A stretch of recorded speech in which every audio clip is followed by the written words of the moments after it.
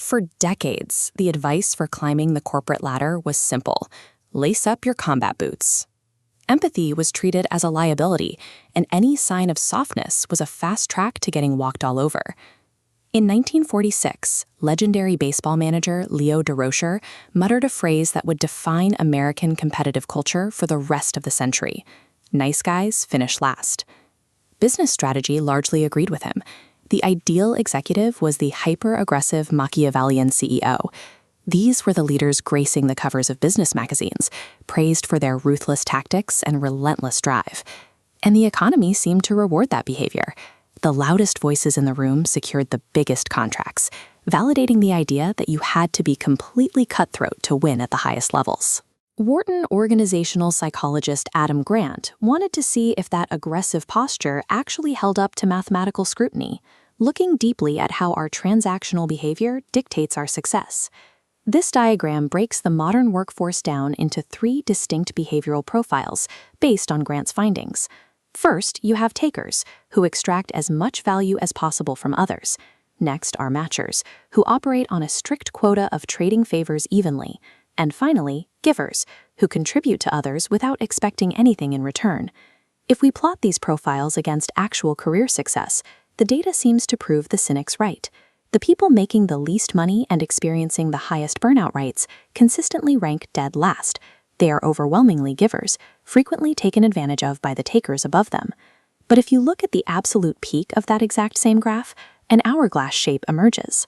The highest performing engineers, the top salespeople, and the most effective leaders across multiple industries are also givers. It's a striking statistical split.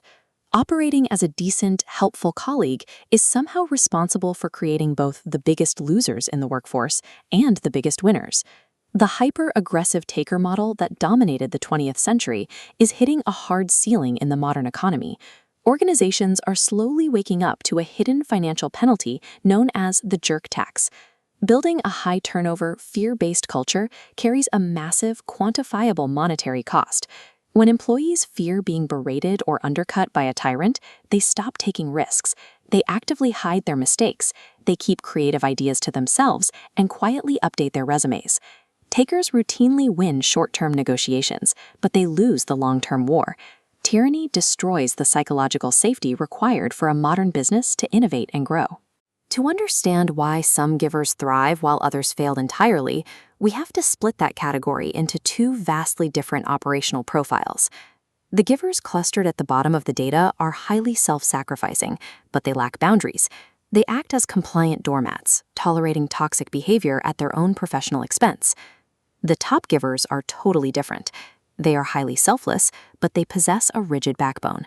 They maintain their decency while completely refusing to be pushovers. They practice radical candor. They still have difficult, uncomfortable conversations, but they approach those moments with deep respect and empathy, stripping away their own weaponized ego to focus on the facts. Watch what happens to a top giver on a network level. When they secure a win, they don't win in isolation. Because they've spent years building genuine trust, their momentum pulls a massive network of colleagues, clients, and partners upward with them. Finishing first in today's economy requires an incredibly calibrated strategy. It relies on setting strict boundaries and building reciprocal support, rather than falling back on passive niceness. For those looking to outcompete the takers without losing their own soul in the process, the rules of engagement require a different approach. First, lead with curiosity rather than authority. The goal is no longer to be the smartest person in the room. The goal is to ask the right questions and build a room of smart people who feel heard. Second, play the long game. A taker will happily burn a bridge to win a single negotiation today. A giver secures the next 10 deals because partners actively want to return to the table with them. Third, share the spotlight. Credit is an infinite resource. When you highlight your team's accomplishments, that value doesn't dim your own light. It reflects directly back onto your leadership. When executed correctly, empathy stops being a soft, feel-good trait.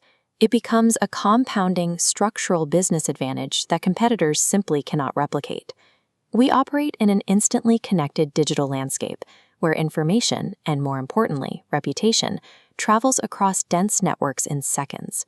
Because the jerk tax is so financially damaging and personal reputation is so transparent, strong character is now the ultimate competitive advantage. Let's go back to Leo DeRocher in the dugout in 1946, confident that the nice guys will always finish last. He had the math backwards.